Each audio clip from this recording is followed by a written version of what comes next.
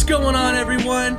Welcome in to Plizont's podcast, filled with glitchy analysis and freezing cold takes, so cold that they're boiling hot.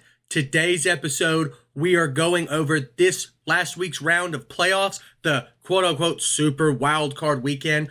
We're also going to be talking about the awards for the NFL this year. We're going to give our predictions as well as who we think should win. And last but not least, we've got a freezing cold take today. So cold, it might be boiling hot. Today's podcast is proudly sponsored by Hungry Howie's Baton Rouge. Check out their website for deals on delivery and carryout. Right now, they've got a large one-topping pizza for carryout, $7.99. Wonderful deal. Thank you so much to Hungry Howie's Baton Rouge. Let's roll right into it, okay? The Super Wildcard Weekend was kind of interesting, although there were a couple of insane games. Let's talk about them. The Jacksonville Jaguars came back down 27-0. Trevor Lawrence had 4 interceptions in the first half. As a matter of fact, Asante Samuel Jr. had more catches than any Jacksonville Jaguar did at halftime. The Jags outscored the Chargers 31-3 from then on out. They won with the last-second field goal, capping it off 31-30. Absolutely insane game. The Jags are going to be playing the Chiefs in this week's round of the playoffs. Next up, we had 2 dominant wins from the 49ers and the Cowboys. The Cowboys played the Tampa Bay Buccaneers, and the 49ers played the Seattle Seahawks. Now, there's not much to talk about in these games. The Seahawks and the Buccaneers were not really teams that we thought were big playoff opponents per se, maybe Tom Brady. But outside of that, look, I can't really say much about what it means for both these teams. They're going to face each other in this next round of the playoffs. But more importantly, in the NFC, I want to talk about the New York Giants upsetting the Minnesota Vikings. Captain Kirk in primetime strikes again. Down 1 score with just less than 30 seconds left, 4th and 8. Kirk Cousins decides to throw a 3-yard out to TJ Hawkinson, who gets tackled. I don't know what he was thinking, but it's whatever. It's exactly what I thought. I would honestly rather see the Giants go up and play the Eagles than the Vikings go play the 49ers. So next week we've got Giants versus Eagles. Now, last but not least, we've got 2 different teams who showed their mortality this past week. The Bills and the Bengals. The Bills played the Dolphins. The Bengals played the Ravens. Now, what were the common theme of both these games? The Ravens and the Dolphins had no starting quarterback. Tua and Lamar were out. The Bengals and the Bills both struggled. Joe Burrow did okay. Josh Allen did pretty good, but their defenses struggled tremendously. Now, I don't know how that's going to play out in this next week because the Bills and the Bengals actually play each other in the divisional. So, I don't know. I guess we'll see whoever's got the stronger offense because their defenses definitely did not show up. And that's it really for this wildcard talk. I didn't really want to get that into it. So now let's talk about our NFL awards. So with these, I'm going to give my prediction on who's going to win it and also my thoughts on who should win it. Okay, so first up, without further ado, Executive of the Year. Howie Roseman is going to win it and Howie Roseman should win it. Trading for A.J. Brown was the trade of the year. He also made extremely underrated trades for C.J. Gardner-Johnson, and he also signed Pro Bowl level talents in James Bradbury and Hassan Reddick, who actually I think made All-Pro second team. I'm not sure about that, but hell of an offseason for the Eagles. Philly has a top 10 defense and a top 5 offense thanks to Howie Roseman. Not to mention, they drafted Jordan Davis and Nakobe Dean, who I think was the steal of the draft. I don't know. I love the Howie Roseman moves. I didn't really see any other executives that made anywhere close to the moves that he made. So that's who I think is going to win, and that's who I think should win. Moving on, Coach of the Year. Nick Sirianni is going to win, and Doug Peterson should have won. Now, while Nick Sirianni is completely qualified to be Coach of the Year this year, I just don't know if that is the qualifications. Okay, now, yes, they went from the 7th seed to the 1 seed. Now, while that is completely and utterly improbable for the Eagles this year, they played a weak schedule. They had a hell of an offseason, and Jalen Hurts got better.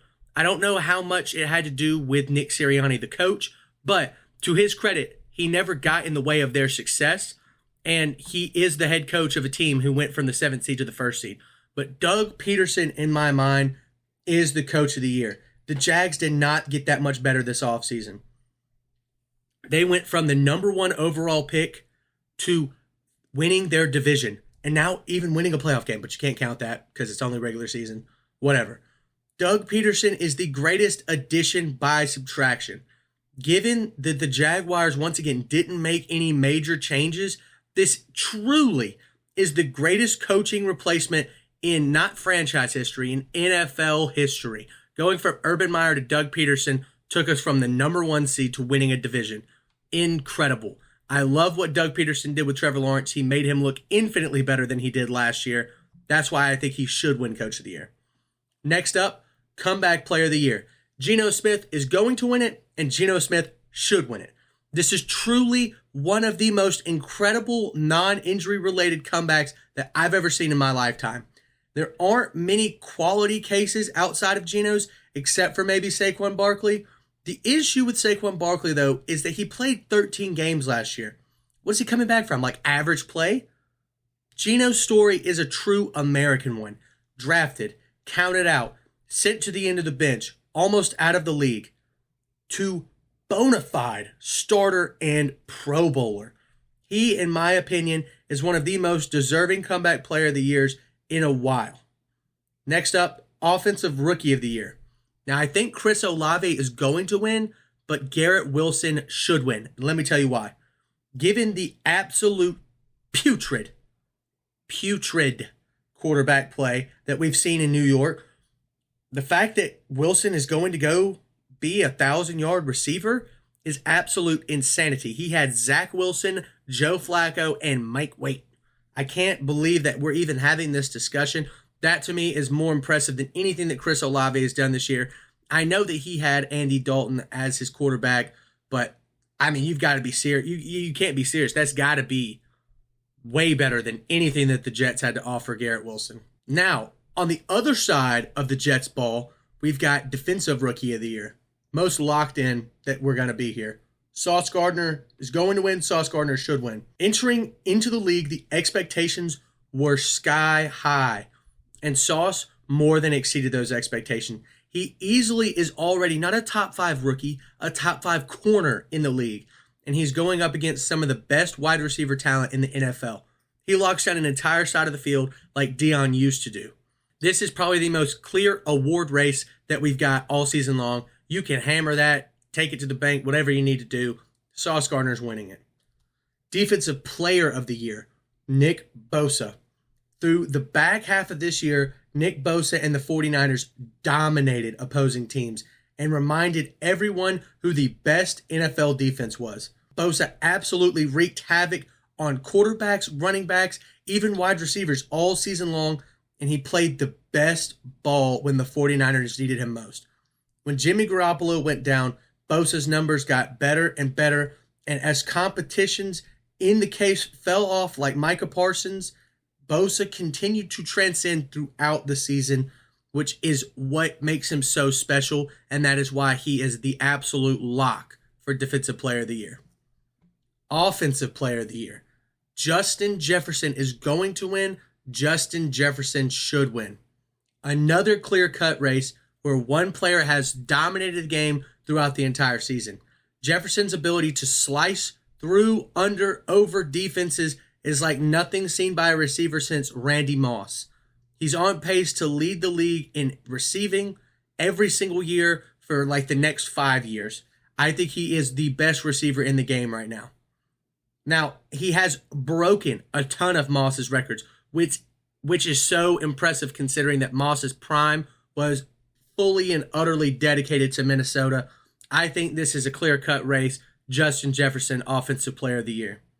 Now, MVP. This has been up and down all year long. There's been Josh Allen and Jalen Hurts and even Justin Jefferson, Kirk Cousins from Michael Irvin. He predicted that Kirk Cousins was going to get in.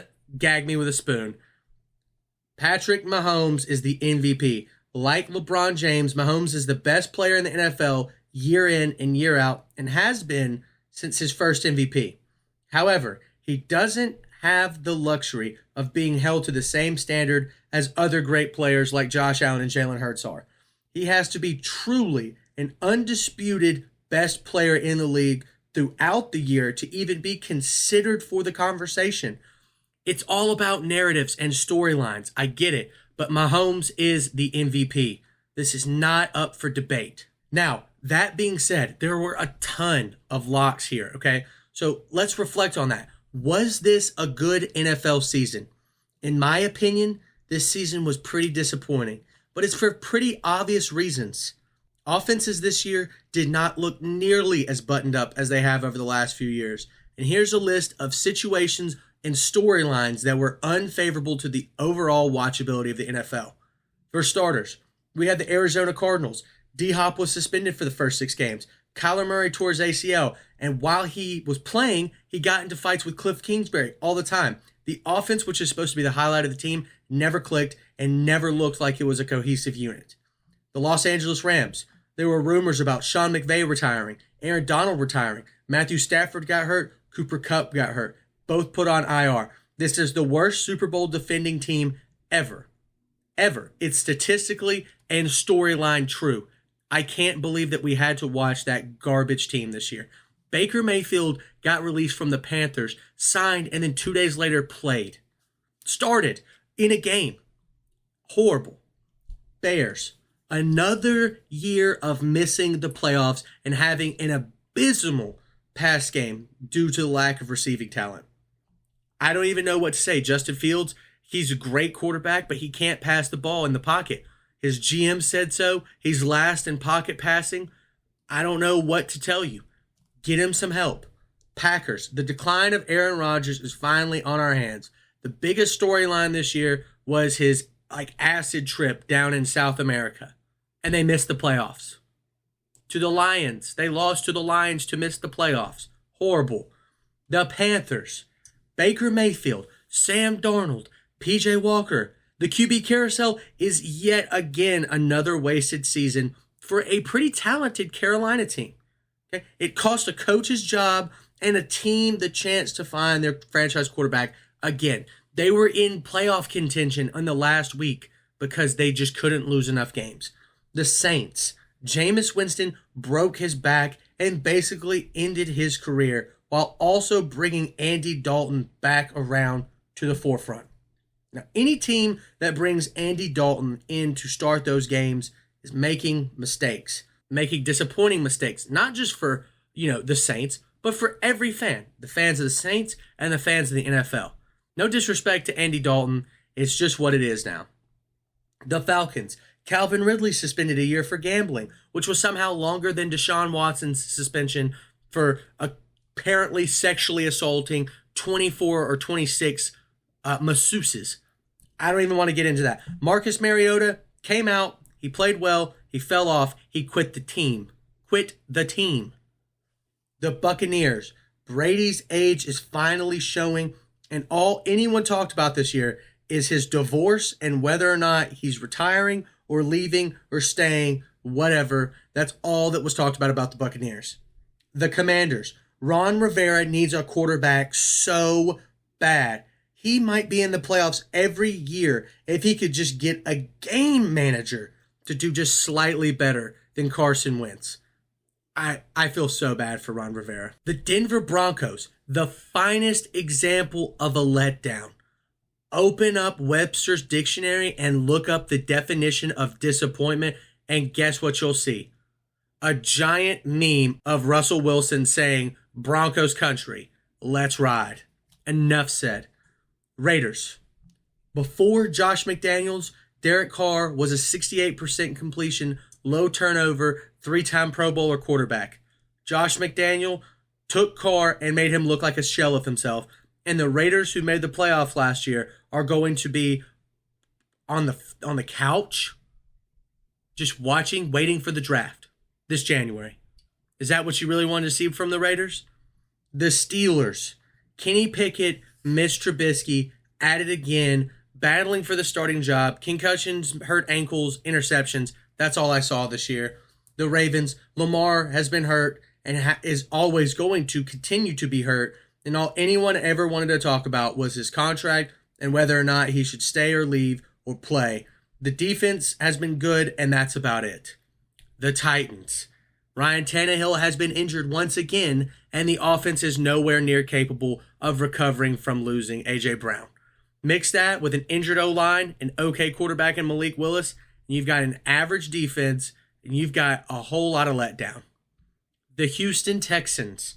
There's not a single skill player worth keeping on an active roster outside of Brandon Cooks. The Texans might be one of the worst franchises in the world, and it might need one of the biggest talent overhauls in NFL history, thanks to good old Bill O'Brien.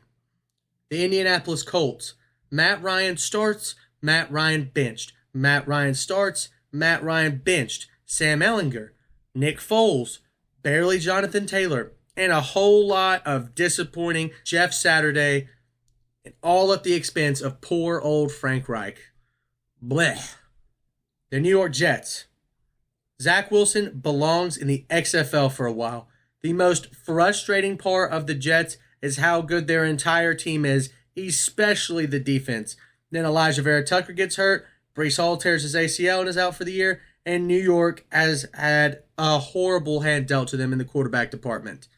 Disappointing. The Dolphins. They made the playoffs, but Tua got not one, not two, but possibly 3 concussions and has shown how brittle he is. He's out and might end his career. I'm not sure. They lost this past weekend. That's 20 of the 32 teams that have had a depressing year.